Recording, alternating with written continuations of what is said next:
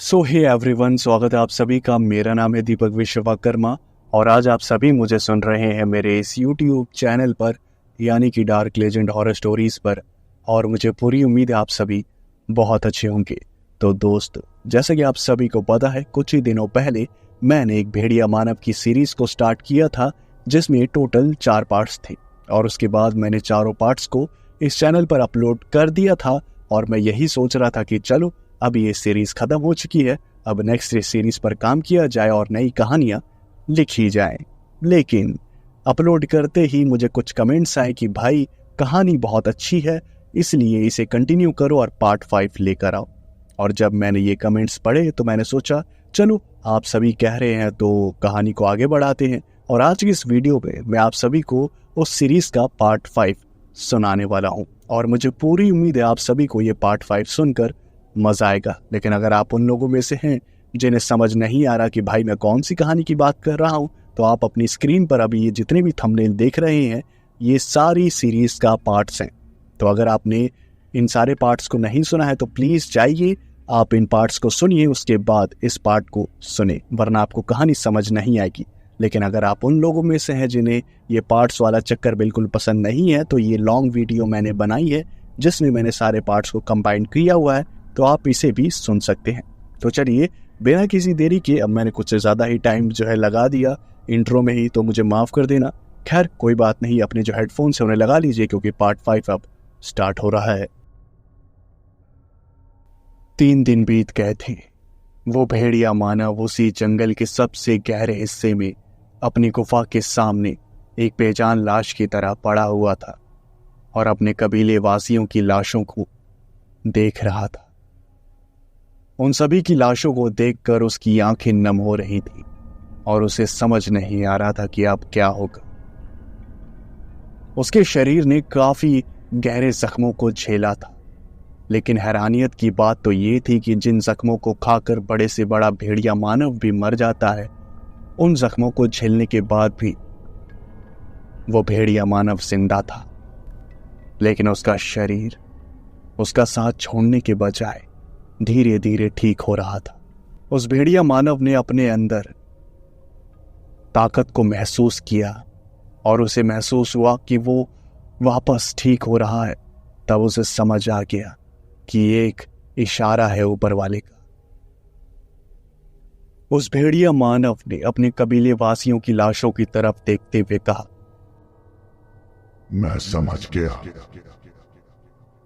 मेरा शरीर मेरा साथ क्यों नहीं छोड़ रहा, क्योंकि तुम उसे छोड़ने नहीं दे रहे। तुमने मुझे जिंदा रखा हुआ है और मुझे जिंदा रखने का मतलब सिर्फ यही है कि मैं तुम्हारा बदला ले सकूं।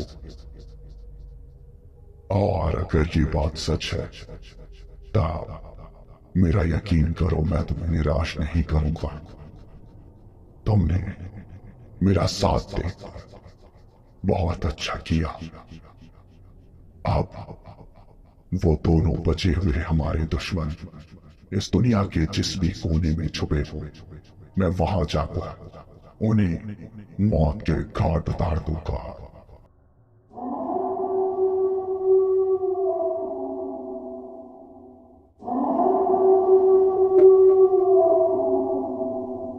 लिली और एडम उस जंगल से अपनी जान बचाकर बाहर तो आ गए थे, लेकिन जब वह अपने घर पहुंचे तब लिली ने अपने घर के बाहर देखा काफी पुलिस वाले वहां पर घर के बाहर खड़े थे। उन पुलिस वालों को देखकर लिली बहुत ही ज्यादा डर गई और लिली ने एडम से पूछा, एडम ये पुलिस वाले हमारे घर के बाहर क्या कर रहे हैं? और उसके बाद एडम ने जवाब दिया, क्या कर रहे हैं क्या मतलब, तुम्हें पता नहीं है? इतना सब हो गया, पुलिस का इन्वॉल्व होना तो एकदम कॉमन है। वहां पर वो पुलिस वाला मर गया और उसके बाद वो जो थॉमस था वो भी मर गया। 2 लोगों की मौत हो गई है, जो कोई नॉर्मल बात नहीं है, बहुत बड़ी बात है। और अब पुलिस वाले भी इन्वॉल्व हो गए हैं इन सब चीज़ों में। ये हमारे लिए एक बहुत बड़ा खतरा है, क्योंकि कोई हमारी बातों पर तो यकीन करेगा नहीं कि ये सब जो कुछ भी हुआ है वो एक भेड़िया मानव ने किया है। सारा शक हम पर ही जाएगा। और शक हम पर गया तो वो हमें अरेस्ट कर ले गया और उसके बाद हमें जिंदगी भर जेल में चक्की पीसनी पड़ेगी। लिली, चलो यहाँ से चलते हैं, और जब तक ये सारा मैटर सॉल्व नहीं हो जाता तब तक हम घर नहीं आएंगे। लिली बहुत ही ज़्यादा घबराई हुई थी और उसने हाँ में सर हिलाया और वो एडम के साथ मुंह छुपाते हुए वहां से निकल गई। लिली और एडम अपने घर से काफ़ी दूर तो आ गए थे, लेकिन उन दोनों को ये समझ नहीं आ रहा था कि आखिर वो कहाँ पर जाएं। लिली ने पूछा, एडम, हम अपने घर से इतना दूर आ गए, लेकिन अब हम कहाँ जाएंगे और कहाँ रहेंगे? अगर हम इसी इलाके में रहे तो पक्का पुलिस हमें पकड़ लेगी, हमें कहीं दूर जाना होगा ना। और उसके बाद एडम ने जवाब दिया, हाँ ये तो है, हमें यहाँ से काफ़ी दूर जाना होगा ताकि कोई हमारा पता न लगा पाए, क्योंकि अगर हमारा पता चल गया पुलिस वालों को तब हम नहीं बच पाएंगे। उसके बाद लिली और एडम एक पब्लिक ट्रांसपोर्ट का यूज़ करके दूसरे शहर में चले गए जहां वो एकदम नए थे। उन्हें उस जगह की बिल्कुल भी नॉलेज नहीं थी कि आखिर वो जगह कैसी है, बस उन्हें अपनी जान बचानी थी, इसलिए वो उस शहर में घुस गए थे। लिली और एडम अपना मुंह छुपाते हुए इधर से उधर घूम रहे थे ताकि कोई उन्हें पहचान न ले। और उसके बाद लिली ने एडम से पूछा, अरे तुम्हारे पीछे पीछे मैं दूसरे शहर तक आ गई, लेकिन अब क्या, हम क्या करेंगे, यहाँ से कहाँ जाएंगे, ये तो बताओ कम से कम। और उसके बाद एडम ने जवाब दिया, मुझे खुद नहीं पता कि हमें कहाँ जाना चाहिए, लेकिन मुझे सिर्फ इतना पता है कि हमें सिर्फ जहाँ भी हमारी पहचान है वहाँ से दूर जाना चाहिए, क्योंकि अगर हम पहचान में आ गए तो तुम्हें पता ही है हमारा क्या होगा। इसलिए जितना जल्दी हो सके एक अच्छी सी जगह ढूंढते हैं और उसके बाद हम रहना शुरू कर देंगे। उसके बाद लिली ने हाँ में सर हिलाया। एडम एक ज्वेलरी शॉप पर गया और उसके बाद वहां पर उसने जितनी भी उसके पास सिल्वर की चीजें थी, बुलेट्स वगैरह, नाइफ, सब कुछ उसने बेच दिया। और उसके बाद वहां से पैसे लेकर वो बाहर आया। उसने लिली को सारी बात बताई और लिली ने कहा, क्या तुम्हारे पास जितनी भी बुलेट्स थी और जितने भी वेपन्स थे वो सब तुमने बेच दिए? अब हमारी रक्षा कौन करेगा उस भेड़िया मानव से? जिसके जवाब में एडम ने कहा, तुम्हें पता नहीं, उस भेड़िया मानव की अब तक मौत हो चुकी होगी। हमें वहां से निकले काफी वक्त हो गया है और अब तक तो वो तड़प तड़प कर मर गया होगा, इसलिए उसकी चिंता छोड़ो। अब हमें पुलिस से बचना है, पुलिस हमारी नई दुश्मन है। लिली ने कहा, अरे वो तो ठीक है, लेकिन हम एक काम कर सकते हैं ना, हम पुलिस वालों को अपने साथ उस जंगल में ले चलते हैं और वहां पर जब वो उस भेड़िया मानव की लाश को देखेंगे तब तो उन्हें हम पर यकीन करना होगा ना। जिसके जवाब में एडम ने कहा, हाँ, लेकिन जिस हिसाब से उस भेड़िया मानव को चोटें लगी थी उस हिसाब से तो उसका मरना तय है, लेकिन इस बात को हम 100% श्योरिटी के साथ नहीं कह सकते। अगर वो 1% के साथ भी जिंदा बच गया होगा तब ना ही वो पुलिस वालों को जिंदा छोड़ेगा और ना ही हमें। इसलिए अच्छा यही है कि हमें उन पुलिस वालों से छुप कर रहना है और वो भेड़िया मानव तो कभी हमारा पता लगा ही नहीं पाएगा। लिली ने कहा, भगवान करे ऐसा ही हो, सब कुछ नॉर्मल हो जाए बस, और मुझे कुछ नहीं चाहिए। बीते कुछ दिनों में कितना सब कुछ हो गया हमारे साथ। एडम, तुम कभी मेरा साथ मत छोड़ना। जिसने तुम्हारा इन हालातों में साथ नहीं छोड़ा, अब वो तुम्हारा आगे क्या साथ छोड़ेगा। और ये बात कहकर एडम जो था उसने लिली को गले लगा लिया और वो दोनों एक किराए की कमरे की खोज में निकल गए। काफी इधर उधर मुंह छुपाते छुपाते उन्होंने एक किराए का घर ढूंढा और जो कुछ भी उन्हें सिल्वर बेचकर पैसा मिला था उस पैसों में एडजस्टमेंट करके उन्होंने उस घर को रेंट पर ले लिया और वो उस घर में रहने लगी। बिना पैसे की दुनिया तो चलती नहीं है, इसलिए अपना होलिया बदलकर एडम जो था वो काम की तलाश में निकल गया और लिली घर पर रहने लगी। लिली ने भी अपना होलिया पूरी तरीके से बदल लिया था ताकि कोई उसे पहचान ना ले। उन दोनों के लिए भेष बदल कर रहना काफी मुश्किल था, लेकिन वो दोनों एक हस्बैंड वाइफ की लाइफ जी रहे थे और वो इस लाइफ से थोड़ा बहुत खुश भी थे। थोड़ी बहुत प्रॉब्लम्स थी, लेकिन उन्हें इग्नोर कर दिया जाए तब उनकी जिंदगी अच्छी हो गई थी। धीरे धीरे एडम जो था वो एक परफेक्ट हस्बैंड की तरह सुबह सुबह उठता था और काम पर जाता था। उसके बाद लिली घर के सारे काम करती थी और रात के वक्त वो दोनों क्वालिटी टाइम स्पेंड करते थे। उनकी जिंदगी एकदम हस्बैंड वाइफ की तरह हो ही गई थी। धीरे धीरे समय बीतता गया और कई महीने बीत गए। एडम और लिली अब थोड़े बहुत लापरवाह हो गए थे। एक रात एडम ने तय किया कि वो लिली को लेकर मूवी देखने के लिए जाएगा और उसने जब लिली से ये बात कही तब लिली बहुत ही ज़्यादा खुश हुई। उसके बाद क्या था, वो दोनों अपना रूप बदल कर थिएटर में चले गए और वहाँ पर एक बहुत ही बढ़िया रोमांटिक मूवी देख कर आए। जब वो रोमांटिक मूवी देख कर आए तब उन्होंने जैसे ही अपने घर की तरफ देखा तब उनकी हालत खराब हो गई, क्योंकि घर के सामने पुलिस वाले थे। पुलिस वाले वहीं पर अपनी बातें कर रहे थे। वो पड़ोसियों से पूछताछ कर रहे थे, क्या आपने इन लोगों को देखा है? पड़ोसियों ने जवाब दिया, नहीं, इन्हें तो हमने कभी नहीं देखा। और उसके बाद उन पुलिस वालों ने पूछा, तो कोई ऐसा जो आपके आसपास में नया किराएदार आया हो? पड़ोसियों ने बताया, जी हाँ, ये वाला घर है, यहाँ पर कुछ ही महीनों पहले नए किराएदार आए हैं। उसके बाद उस पुलिस वाले ने कहा, ठीक है, थैंक यू, क्या आप बता सकते हैं वो कैसे दिखते हैं और उनमें कुछ अजीब तो नहीं है ना? जिसके जवाब में उस पड़ोसी ने कहा, नहीं नहीं, बिल्कुल भी नहीं, वो एकदम बहुत अच्छे इंसान है। काफ़ी एज हो गई है उनकी, तकरीबन 40-50 साल के तो होंगे ही दोनों हस्बैंड वाइफ। और उसके बाद लिली ने मुस्कुराते हुए कहा, देखा देखा, वो पड़ोसी तुम्हें 50 साल का बुढ़ा कह रहा है। और उसके बाद एडम ने कहा, चुप कर जा पागल, यहाँ पर मेरी जान सूख रही है और तेरे को मजाक सूझ रहा है। अगर उन्हें पता चल गया ना कि हम ही दोनों हैं जो रूप बदल कर यहाँ पर रह रहे हैं, तब पक्का यहाँ से सीधा जेल की टिकट कटेगी। इसलिए अपने दांत मत निकाल और चुपचाप से यहाँ से निकल ले। जब वो पुलिस वाले वहां से चले गए तब एडम और लिली घर में वापस आए और एडम ने पूछा, इन पुलिस वालों को कैसे पता चल गया कि हम लोग यहाँ पर रह रहे हैं? पक्का कहीं ना कहीं कुछ तो गड़बड़ है, तुमने कोई गलती तो नहीं करी ना?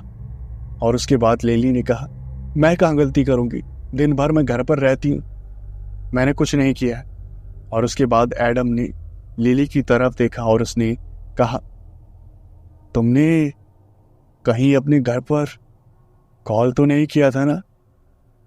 जैसे ही ये बात लिली ने सुनी तब वो पूरा पसीना पसीना हो गई और लिली ने कहा, हाँ, वो एक बार किया था, काफी वक्त हो गया। और एडम ने गुस्से में कहा, क्या तुम्हारा दिमाग खराब है? क्या तुम्हें पता नहीं है पुलिस वाले हमेशा क्रिमिनल्स का फोन ट्रैकिंग पर रखते हैं, समझी तुम? और तुमने अपने घर पर ही फोन कर दिया। अब पता चला कि उन्हें हमारे घर के बारे में कैसे पता लग गया। तुम भी इतनी बड़ी बड़ी गलतियां कैसे करती हो यार? अभी हम बस पकड़े ही जाते अगर उस पड़ोसी ने कुछ भी उल्टा सीधा बोल दिया होता था। उसके बाद लिली ने एडम को गले से लगाया और उसने कहा, मुझे माफ कर दो, मुझे नहीं पता था, लेकिन क्या करूं, मम्मी पापा के बगैर मैं रह भी नहीं सकती ना, उनसे कितने दिनों से बात नहीं हुई थी, इसलिए मैंने सिर्फ हालचाल लेने के लिए फ़ोन किया था, मुझे क्या पता था कि ऐसा हो जाएगा।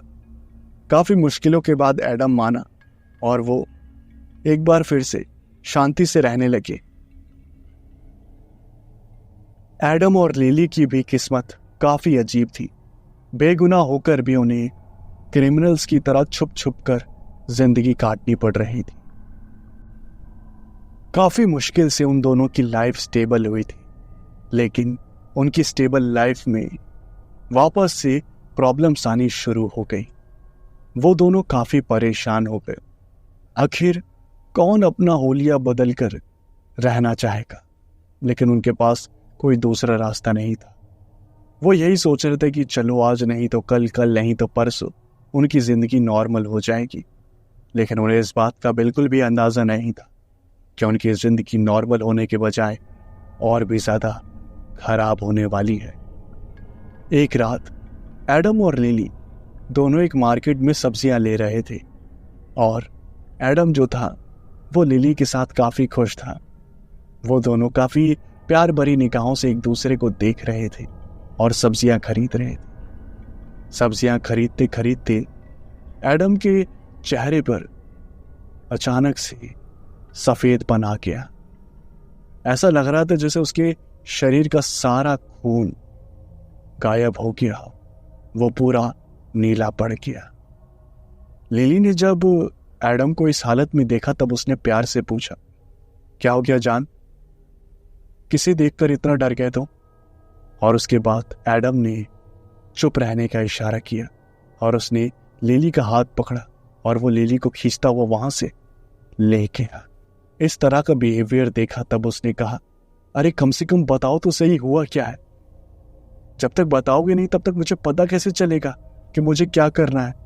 और उसके बाद एडम ने कहा, तुम सिर्फ अभी चुप रहो, क्योंकि मैंने अभी अभी उसी भेड़िया मानव को अपने इंसानी रूप में इस मार्केट में घूमते हुए देखा है। और उसके बाद उस लिली ने कहा, अच्छा तुम कहीं मजाक तो नहीं कर रहे ना? और उसके बाद एडम ने लिली की तरफ देखते हुए कहा, एक बार मेरे चेहरे को देख और बता, क्या मैं मजाक कर सकता हूं ऐसी हालत में?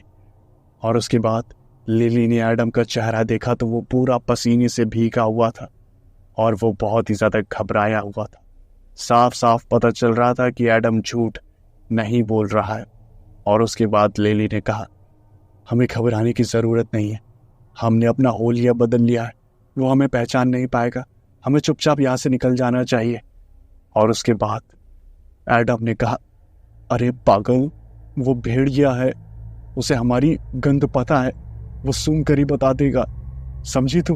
वो तो अच्छा है मैंने काफ़ी दूर से उसे देख लिया, अगर वो थोड़ा सा और पास आ जाता तब वो पक्का हमारी स्मेल ले लेता और वो सूंघता हुआ हमें पक्का ढूंढ लेता। इसलिए कहते हैं भगवान जो भी करता है अच्छा ही करता है। और उसके बाद लिली ने कहा, क्या? अगर ऐसी बात है तब तो हमें यहाँ से जितना जल्दी हो सके निकलना चाहिए। अब एडम और लिली की जो लाइफ थी उसमें प्रॉब्लम्स डबल हो गई थी। पहले तो वो पुलिस वालों से सिर्फ बच बच कर जी रहे थे, लेकिन अब वो भेड़िया मानव एकदम पूरी तरीके से ठीक हो चुका था। अब उसे सिर्फ लिली और एडम की तलाश थी। इसलिए जहाँ भी उसे थोड़ा सा भी महसूस होता कि वो दोनों कहाँ हो सकते हैं, वो भेड़िया मानव वहाँ पर पहुँच जाता। एक शाम एडम बहुत ही ज़्यादा परेशान था, उसे समझ नहीं आ रहा था कि आखिर उसे क्या करना चाहिए। लिली जब एक शाम एडम बहुत ही ज़्यादा परेशान था और उसे समझ नहीं आ रहा था कि आखिर उसे क्या करना चाहिए। लिली ने उससे पूछा, क्या हुआ, तुम इतनी घबराए हुए क्यों हो? अभी तो हम अपने घर में है ना, वो हमें ढूंढ नहीं पाएगा, इसलिए तुम घबराओ मत, हम दोनों फिर से एक नॉर्मल लाइफ ज़रूर से जिएंगे। बात एडम ने कहा, वो कुछ भी हो, लेकिन मुझे लगता है कि अब हमें यहाँ पर नहीं रहना चाहिए, क्योंकि कहीं ना कहीं उस भेड़िया मानव को भी भनक लगी गई है कि हम इसी इलाके में रहते हैं और कुछ दिन और भी थे तब वो पक्का हमें ढूंढ लेगा, और अगर उसने एक बार हमें ढूंढ लिया तब पक्का हमारी मौत हो ही जाएगी। इसलिए अच्छा यही होगा कि हम इस शहर को भी छोड़कर दूसरे शहर में चले जाएं और वहाँ पर एक नए होलिये के साथ रहें, वहाँ पर हमें कोई रिस्क नहीं होगा। जब ये बात लिली ने सुनी तब उसने कहा, हाँ तुम सही कह रहे हो, हमें दूसरे शहर में चलना चाहिए, कम से कम वहां हम बेफिक्र होकर रह तो पाएंगे। उसके बाद क्या था, एडम और लिली अपना सामान पैक करके रातों रात कमरे को खाली करके वहां से चले गए। मेन रोड पर उन्होंने एक टैक्सी करी और टैक्सी में बैठकर वो एयरपोर्ट की तरफ निकल गए। उन्होंने पूरी तरह से अपने फेस को ढक रखा था ताकि कोई उन्हें पहचान न ले। वो दोनों टैक्सी में बैठे बैठे बस यही सोच रहे थे कि जैसे तैसे वो एयरपोर्ट पहुंचे और फ्लाइट पकड़कर किसी और शहर में रवाना हो जाए और वहां पर छुप कर रहने लगी। यही सब बातें सोचते सोचते काफी वक्त बीत गया और उसके बाद एडम ने उस टैक्सी ड्राइवर से कहा, अरे भैया अभी तक एयरपोर्ट नहीं आया, इतना लंबा रास्ता थोड़ी है। और उसके बाद उस टैक्सी ड्राइवर ने कहा, सॉरी सर, मुझे माफ़ करना, असुविधा के लिए खेद चाहता हूँ, लेकिन अभी थोड़ा सा ट्रैफिक ज़्यादा मिल रहा है इसलिए टाइम लग रहा है। आप चिंता मत करिए, आप तब तक ये लड्डू खा लीजिए। और उसके बाद लिली और एडम एक दूसरे की शक्ल देखने लगे और उन्होंने कहा, क्या लड्डू? क्या तुम्हारा दिमाग खराब हो गया? तुम हमें लड्डू क्यों दे रहे हो? और उसके बाद उस ड्राइवर ने कहा, अरे वो सर, हमारे घर में पूजा थी, उसी का प्रसाद मैं लेकर आया हूँ। जिसके जवाब में एडम और लिली ने कहा, अच्छा अगर ऐसी बात है तब तो प्रसाद को हम मना न कर नहीं सकते, लिली खा लो। उसके बाद लिली ने प्रसाद को खा लिया और एडम ने भी खा लिया। और यही उनकी सबसे बड़ी गलती थी, क्योंकि लड्डू को खाने के बाद उनकी आंखें जो थीं वो भारी भारी होने लगी। उनकी पूरी नजरें जो थी वो पूरी गोल गोल घूमने लगी और उन्हें नशा होने लगा। वो भी इतना ज्यादा भयानक कि वो कुछ ही देर में बेहोश हो गए। जब बेहोशी से उनकी आंखें खुली तब उन्होंने जो भी नजारा देखा वो किसी की भी रूह कपा देने के लिए काफी था।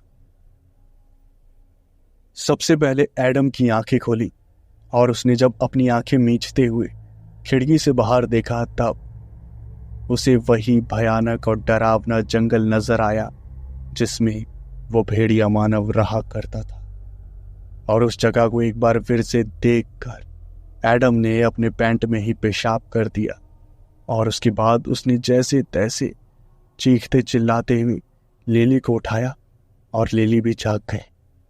एडम और लिली ने घबराते हुए उस टैक्सी ड्राइवर से पूछा, तुम हमें यहाँ क्यों लेकर आए हो?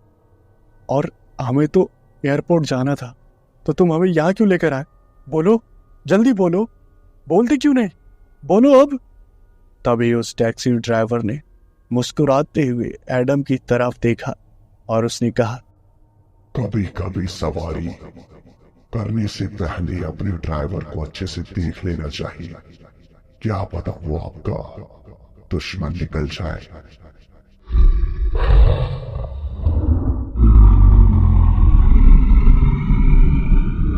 तो ये था कहानी का पार्ट 5 और मुझे पूरी उम्मीद है आप सभी को सुनने में मजा आया होगा। आप सभी को सुनने में कैसा लगा कमेंट करके जरूर बताइएगा। और अगर आप सभी को कहानी सुनने में मजा आया हो तो वीडियो को लाइक कर देना, चैनल को भी सब्सक्राइब कर देना। अगर पार्ट 6 आपको जल्दी चाहिए तो कमेंट नीचे फटाफट कर दो, मैं पार्ट 6 जल्दी लेकर आऊंगा। तब तक के लिए मिलते हैं नेक्स्ट वीडियो में। Thanks for watching.